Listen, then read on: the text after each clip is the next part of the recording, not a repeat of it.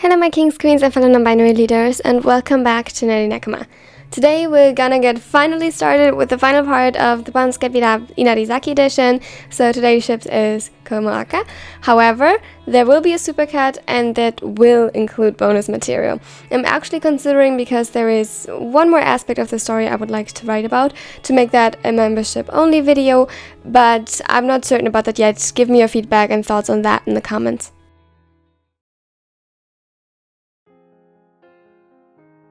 Komori had been in the midst of deep cleaning the apartment, finally arriving at the living room while listening to one of his favorite podcasts when Akagi called him. The cleaning was a habit he formed a couple of years ago when he moved out, to make sure his cousin could visit him at all times and feel comfortable. Now he was almost stumbling over his own feet while struggling to get rid of the gloves and rushing over to the kitchen counter where he left his phone. He was a little out of breath, and his skin sported a couple new bruises where he had collided with the furniture in a rush, but a huge grin split his face regardless. Akagi and him hadn't been together for very long, 4 months to be exact. He didn't even think they had much of a chance, since he was already dating Suna and Asumu at that point, the arrangement being fairly new as well, and he didn't know what Akagi thought of polyamory. Turns out, he didn't mind sharing Komori at all, and as such, and after extensive talks with the other two, they had become official not long after. Most people now knew of them as a couple, while the relationship to Suna and Asumu was still rather private. A multitude of factors played into that, and foremost probably that they hadn't figured out yet how to break the news to Kiyomi and Atsumu, but Komori didn't complain. He liked how it was now, though he wouldn't mind showing off all of his boyfriends to the rest of the world and cut everyone out of his life who had a problem with it. As such, seeing Akagi's name appear on the display of his phone made his heart jump in excitement. "How's the trip going?" He answered the phone in his typical cheerful manner, ignoring the cleaning supplies he almost knocked over in his overly animated attempt to get to the phone faster. Anywhere outside of volleyball, he could be a real klutz when not paying attention. "Well..." There was something in Akagi's voice that made him nervous. The other sounded sheepish and tired. It wasn't what Komori had expected. "Mishinari? Did Atsumu do something stupid again?" His teasing was met with silence at first, making Komori's suspicion grow. "No, that's not it. Just..."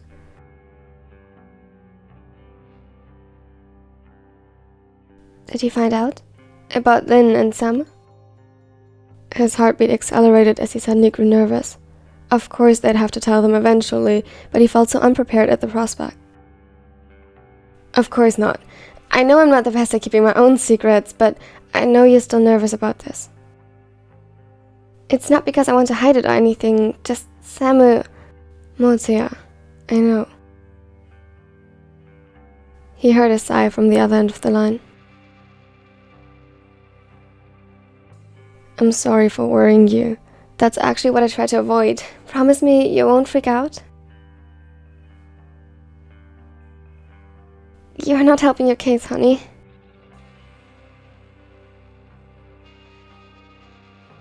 Akagi chuckled a little, and from the background, Komori recognized Aaron's voice as the taller spiker encouraged him to just spit it out. "I didn't know Aaron confronted him as well. That's great." Komori had seen him a couple of times at the restaurant and quickly understood why the twins were so fond of the ace. He was kind and reliable. A good friend one could count on. "He actually came to pick us up. The trip had to end a bit early." The cheapish tone had returned, and Komori's eyes narrowed a little in concerned confusion. "Why?" "We got into a fight. Kinda, but they started it." "A fight? Are you okay?" "Yeah, well, for the most part, I'm alright." "For the most part?" "It's just some bruises and scratches. Aaron and Kita are dropping me off at your place. Can we talk about it then?" Komori took a deep shattered breath. It didn't quite have the intended effect, and as soon as he agreed and the call ended, he found himself anxiously gathering the cleaning supplies, putting them away and replacing them with first aid kits, cooling compressors, and whatever Akagi might need once he returned.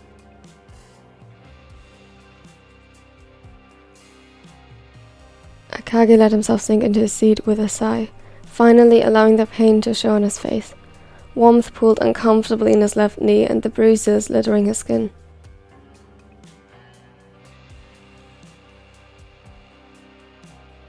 I'm sure it'll be alright. I hope so. Motoya can just be anxious when it comes to others. I don't want him to worry. Aaron hummed thoughtfully, but before he could answer, Kita chimed in, only half lucid and still somehow the most grounded. I think it'd worry him much worse if he downplay or attempt to hide it. He's right. They parked in front of the apartment complex, and before he even managed to open the door completely, Komori was there. He had been waiting for them by the door as soon as he got the call.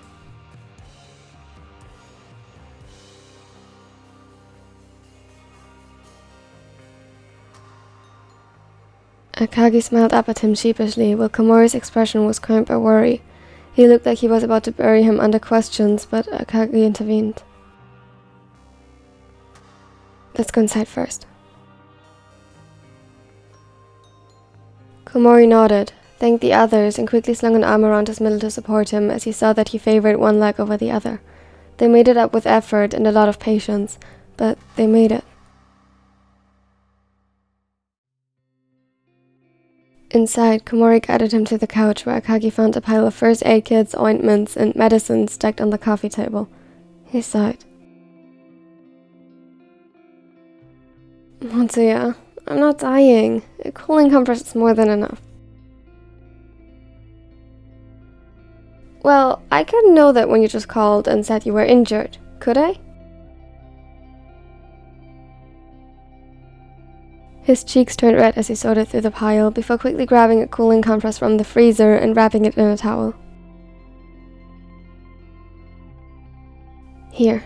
Where does it hurt the most?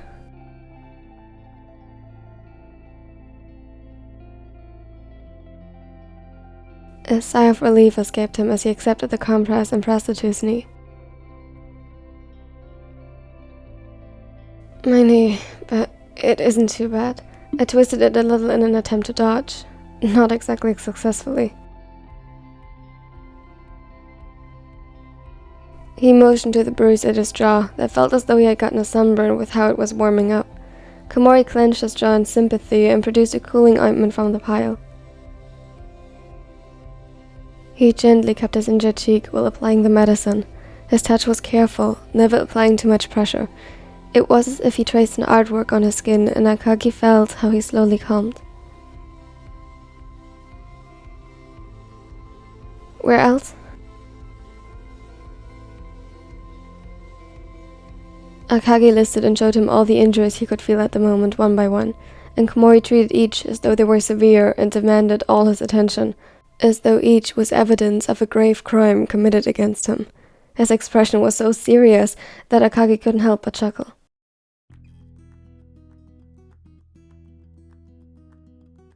What? He looked at him confused. To Akagi, he looked like the most precious, adorable person in the whole universe.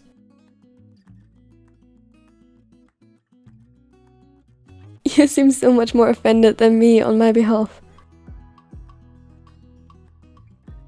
A pout formed on the taller's face, and he turned back to treating the last bruises on his knuckles. Well, maybe you should be more offended. How did this even happen? As Akagi explains, Komori never let go of his hands, massaging them gently. He listened closely, and his expression darkened as he did. See? You should be more offended, and they should be in jail. You can't just attack people like that and it not have any consequences. I agree, but it all just happened so fast. We could do little more than defend ourselves. I'm not blaming you. I'm sorry if it sounded like that. I don't understand how you can be so calm about this. My heart almost stopped when I heard that you were injured. Komori brought his wrist up to his lips and gently placed a kiss on his pulse point. He seemed lost in thought. Akagi swiftly opened up his hand to cup his face and stroked soothingly over his cheek with his thumb, effectively gathering the other's attention again. He smiled up at him warily from where he knelt before him, treating his injuries.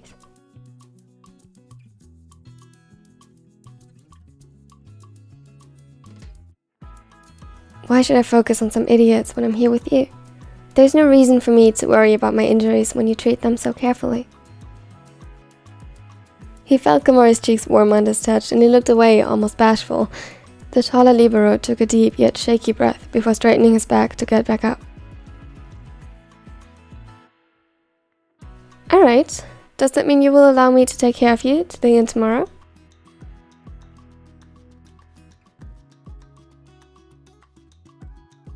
Damn, he walked straight into that. Didn't you already? Komori just raised an eyebrow skeptically. It was an open secret that professional volleyball players, especially those in their friend group, seemed notoriously bad with taking a break. He sighed. Fine, if you don't go overboard. Komori huffed, offended, and crossed his arms. When have I ever? Now it was Akagi's turn to look at him skeptically and subtly motion for the pile of supplies on the coffee table. The other didn't dignify that with an answer and instead set out to prepare a movie marathon for them. It warmed Akagi's heart to see how much he cared about him.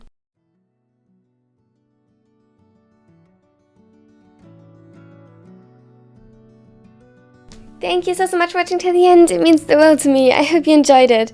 If you did, don't forget to leave a like and subscribe so you won't miss out on anything in the future, as for example, the supercut of this, which will include a bonus part. And yeah, tell me what your favorite part of this video was under the pinned comment and maybe your favorite quote. I have to say I'm not 100% happy with how it turned out. I have not written for this ship a lot, so that might be the reason why. I'm not used to the voices yet, and even with writing and everything, so yeah. A special thanks, as always, goes out to my Nekos. They support this channel so much, and they get this video almost a month in advance. So yeah, if that sounds interesting to you and you're not a nerdy Neko yet, check out the join button under this video, and here are my other social media, check them out as well if you like. In the end here we have more content, again, check it out if you want to, and now I hope you all have a wonderful and absolutely amazing day. Bye everyone! Wake up, today's gonna be a good day. Wake up, today's gonna be a good day. Wake up, today's gonna be a good day. Wake up, today's gonna be a good day. Wake up, today's gonna be a good day. Wake up, today's gonna be a good day.